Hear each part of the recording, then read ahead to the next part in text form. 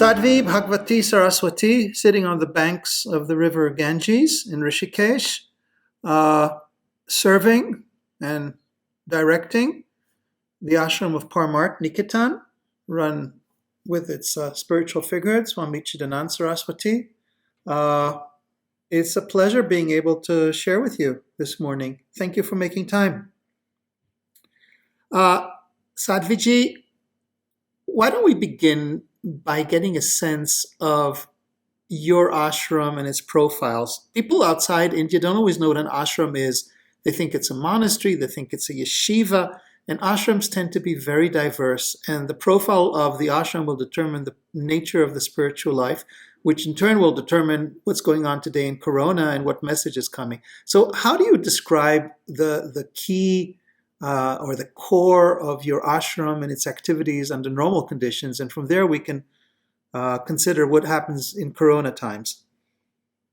Well, the theme of the ashram, the mission of the ashram, is really very easily summarized in the name of the ashram, which is Parmarth Niketan. And Niketan means a place, an abode. Parmarth means dedicated to the welfare of all. So Parmarth Niketan is a place, an abode, dedicated to the welfare of all. And to me, what's so unique and so special about that is most places that are in service tend to be dedicated to one of two different forms of outreach. And one stream of that, of course, is the logistic stream, feeding the hungry, giving medical care to the indigent needy, providing education, providing vocational training, providing disaster relief. All of that is what we can consider logistic service. And that is something that we, on every day, are actively engaged in with regard to the social service for the needy. But then there's the other side of need as well, which is the spiritual need. Because an empty heart is no less painful than an empty stomach. And therefore, we are really equally committed to service of those whose stomachs may be full, but whose hearts are empty, and who may have a roof over their heads, or maybe even 3 or 4 roofs over their heads to choose from in different cities around the world, but whose lives feel meaningless and aimless. And so for them, we offer a whole beautiful variety of spiritual programs, ranging from yoga classes and yoga courses, to prayers, to spiritual lectures and satsang programs, to the sacred Ganga Aarti, to darshan and counseling, whether in groups or individually. So much on a spiritual level as well. And so those are really the two arms that we work. And for me, what's so unique and special is the emphasis on both arms. That yes, if what the person in front of us needs is a hot meal, that's what they get. If what they need is free medical care, that's what they get. If what they need is access to free education or vocational training, that's what they get. If what they need is a toilet or clean drinking water, that's what they get.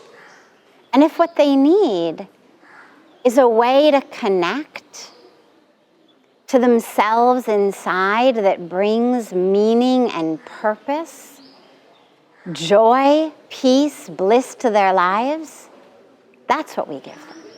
And so that service of all, Parmarth, is really a very, very vast and very multifaceted service, really based on whatever the person in front of us is in need of.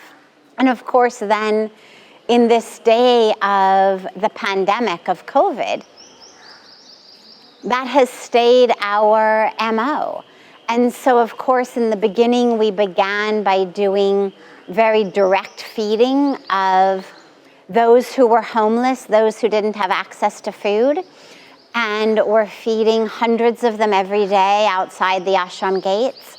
But as soon then as the government machinery picked up very, very quickly with programs for feeding, they shifted them all into actually a residential facility where they got a place to live and food.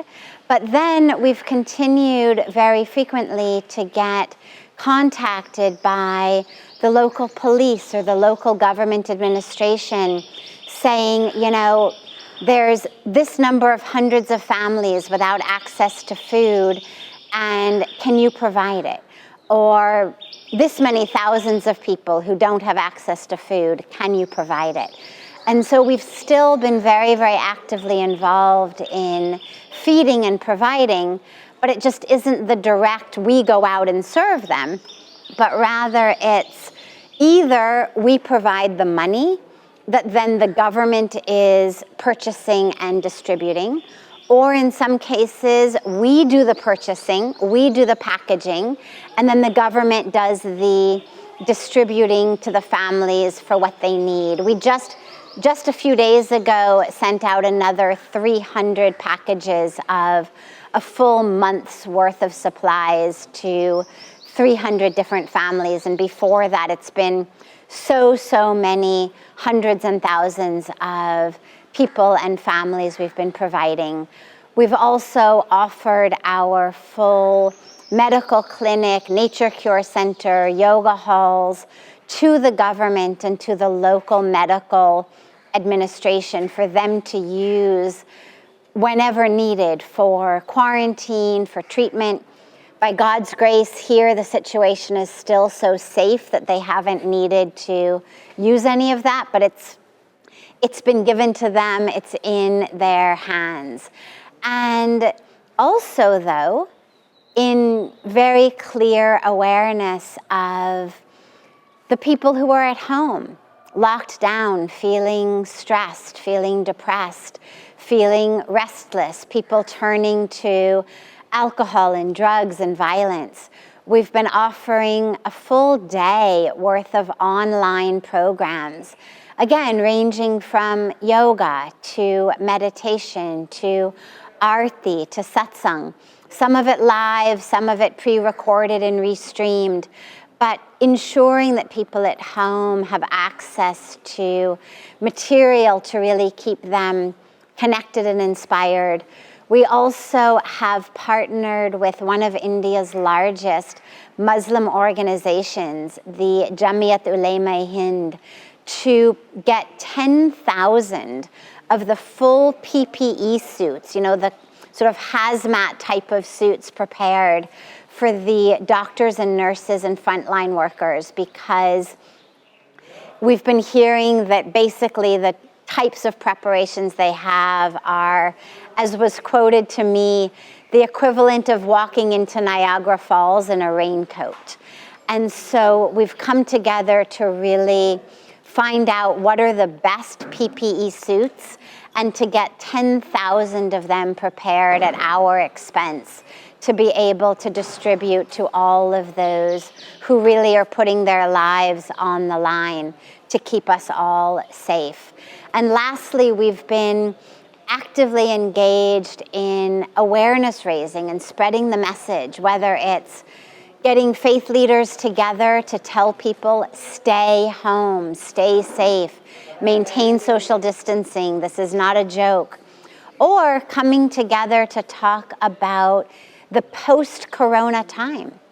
What do we need to be doing these days, envisioning these days, growing within ourselves these days, such that when our doors finally open, we're not going back to normal, but we're going forward into a new normal.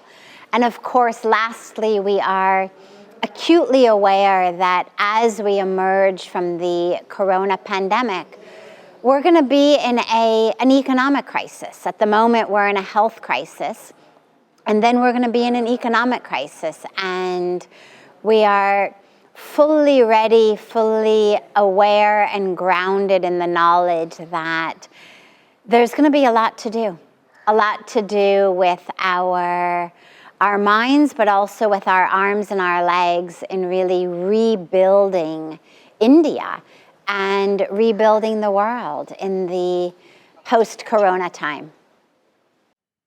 Listening to you, I suddenly had this image of why it is that Hindu goddesses have so many arms. There's just so much to do.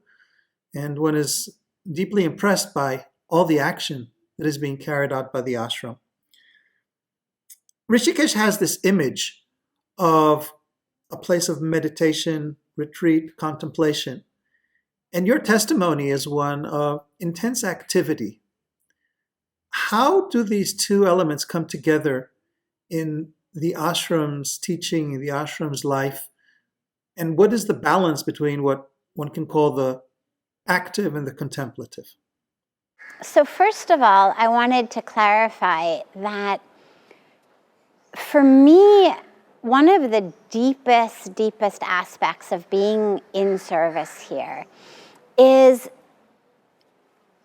that service and that action is actually rooted in a very fundamental and core spiritual religious teaching, which is that the divine pervades all.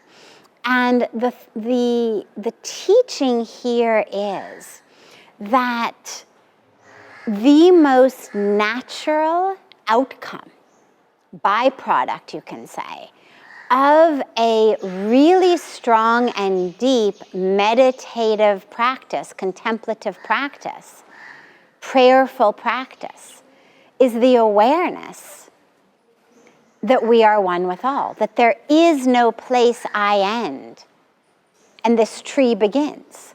There is no place I end and the children begin. And so if my meditation is real and my meditation is deep, it is going to compel me to act, because not to act would be to deny the awareness, the truth that I've experienced in my meditation and my contemplation. And that for me has been a very, very deep teaching, because whenever there is any kind of natural sort of stress or frustration or anything in the system or in the community with regard to the action, Puja Swamiji's teaching is always fix your meditation. It's never about fix your action. It's always about fix your meditation, because if you are really deeply meditating, really deeply praying, really deeply contemplating, and you are not then serving with love, there's something wrong in your meditation. And so it's a very deep and very inspiring teaching, because it's never about fix the outer manifestation of the meditation. It's always about where is your meditation gone awry, that somehow you've become stressed or frustrated or living in a state of separation from those you're serving. And for me, the easiest way to understand that has to do with our physical body, because whenever something goes wrong in the body, I'm always right there to take care of it. If I've got an itch, I'm gonna scratch it. If I've got a pain, my arm's gonna go there. If I hurt one leg, the other leg picks up the extra weight. It's what we call limping. And there's never a sense in the body of, oh my God, I'm really tired of scratching my itches. or I'm really tired of limping. We keep doing it instinctively because we have such a deep awareness that the whole body is self.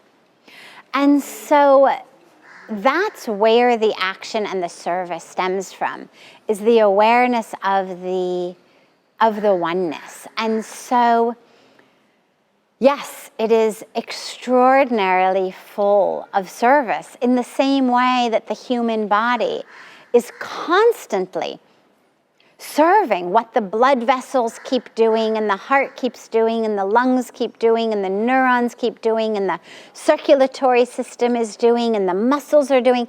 Everybody is doing their dharma. And that's really the way that we serve here, is this is our dharma, to serve the same way that the dharma of the lungs is to do that exchange between oxygen and carbon dioxide, and the dharma of the heart is to pump. Each of us has our dharma in the service. And so we really are ultimately serving ourselves as much as we are serving others. It's not about us over here who have serving those over there who don't. It's about, through the service, us having the opportunity to experience ourselves in others and to fulfill our dharma of serving. So India is under lockdown. People are forced to stay in their homes. It's a spiritual opportunity, but spiritual opportunities require teaching. What is your teaching for this time when people are locked up in their homes? So for our global family at home, the teaching number one is absolutely go within. Realize that this is a very special and very sacred time. I was saying yesterday on Earth Day that it feels to me like Mother Earth has pretty much sent us all to our rooms without any dinner. And that pretty much she said, go to your room, sit down, shut up until you learn your lesson. And that really, for me, is that felt sense experience of what's happening with Mother Earth, is that just she collectively has said to all of us, sit down, shut up, go to your rooms, and when you've learned your lessons, you can come out. And that this is a time for us to learn those lessons, to go within what system of thought, system of behavior have we been cultivating in our lives, in our personal lives, in our business lives, in our political lives, that has enabled this to happen? And how do we co-create a new system such that it doesn't happen? And along with that, because the truth is, very few people can meditate 24 hours a day. And even if you take away the hours of sleeping and eating and bathing and taking care of the family, there's still lots of hours left. And unless you have a practice and a history of being able to sit and meditate 8-9 hours a day, people can't do it. And then that just becomes another experience of frustration and feeling like they're not good enough. And so rather than that, teaching people to begin a spiritual practice. And so whether it's half an hour a day, 45 minutes a day, maybe an hour total, half an hour in the morning, half an hour in the evening. Whatever it may be, that's enough. Meditation is really much more about quality than quantity. I can sit here and close my eyes for 9 hours, but if behind my eyelids I'm making to-do lists, or I'm making grudges lists, or I'm reliving all of the moments of my childhood, or I'm creating the drama of my future, That's not serving me. I would be much better off with a really powerful 30 minutes connecting to God. And then in terms of service, there's actually a lot you can do from home, ranging from hands-on things. So many people I know are sitting at home sewing masks for doctors and nurses and frontline workers. Lots of people I know are offering their expertise online, tutoring kids. Kids who are home, kids who don't have access to go to school, giving them tutoring online. There's lots of ways that you can get involved and be of service, even sitting within your house. And so I deeply feel that in the same way that in life, we need the going within, recharging our batteries, clearing us, connecting us, clarifying us. But then, of course, there needs to be a space into which that potential energy becomes kinetic energy. The goal of life is not just about storing up as much potential energy as you can. The goal is, how can that energy translate from potential energy to kinetic energy in a way that is positive? An energy of love, an energy of oneness, an energy of giving, of service, of compassion, of connection. And that's just as true whether you're at home or whether you're outside. Service isn't only that which you actually hand another person with your hands. There's lots and lots of ways, even at home, that we can all be of service. Thank you for saying that. There's moments when I feel that, why don't I sew masks? And then I said, no, Alon, you have to find your way of serving. So my way of serving is talking to you and then bringing your wisdom to the world. So thank you for allowing me to find my way of service. I'm struck by the fact that even when you're going inwards and thinking, you're putting such a strong emphasis not just on the thinking, on the meditation in the classical sense, recharging, reconnecting with God, but no less importantly on the reflections on the world we want to create, the lessons for society, reflections that really are also outward projecting. What then is your vision for our future world? Vision for the future world. Well, it's really dependent on those who create it. We are creating our world. And so the vision of the future has to do with who are those who are coming together to create it.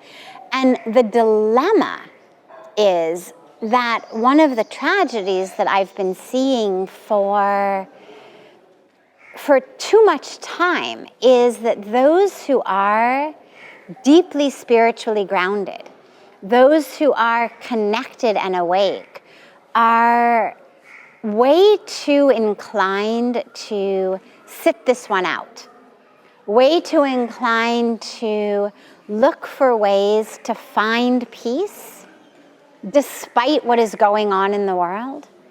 And I don't think that that's really what we're being called upon to do now. I think that those who are deeply spiritually connected, who are awake, are those who the world needs to come forward and to actually be the ones channeling that which they know inside, channeling that which they experience inside, and using their connection as a channel, to be a channel for awakened action, sacred action, holy action. But that requires everyone coming together. Because tragically, if the only people who are engaged in the nuts and bolts of creating our society are those who have been creating the old normal, then the new normal is going to look exactly the same. And that's why it's so essential to energize, inspire, catalyze encourage everyone who cares, everyone who sees, everyone who knows, everyone who understands, to really come forward in action, contemplative action, meditative action, prayerful action, to co-create that world we need to live in.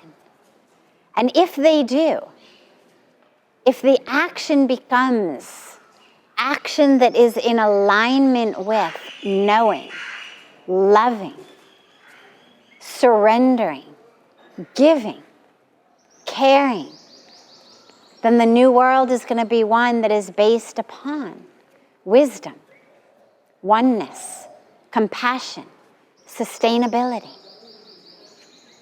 And that is why we need everyone to come together. Because if the spiritual people of the world decide, I'm just going to sit this one out, I'm just going to sit somewhere and do my meditation because that's what makes me feel peaceful in my vacuum,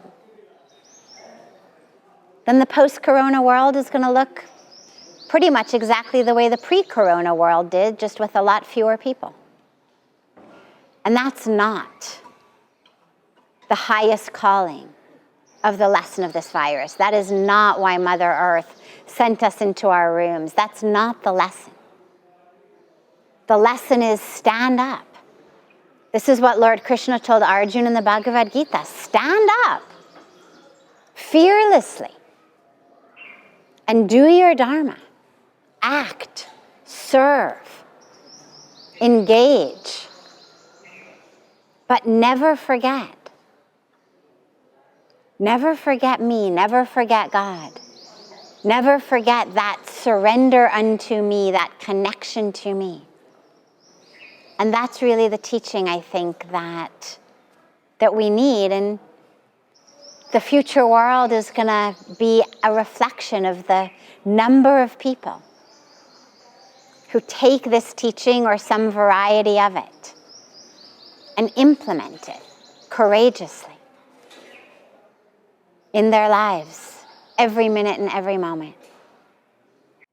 What a powerful statement. Wow. It's like you've encapsulated the core of what drives you, and I think the core of what drives the ashram, and made that relevant to the present corona moment. Thank you. This is very, very powerful.